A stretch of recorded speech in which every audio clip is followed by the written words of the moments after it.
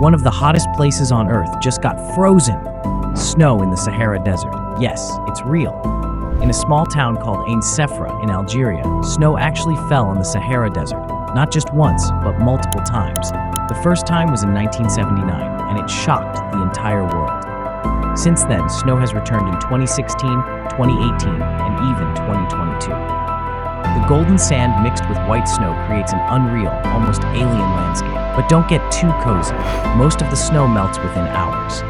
Nature is full of surprises, right? Subscribe for more mind-blowing facts from around the world.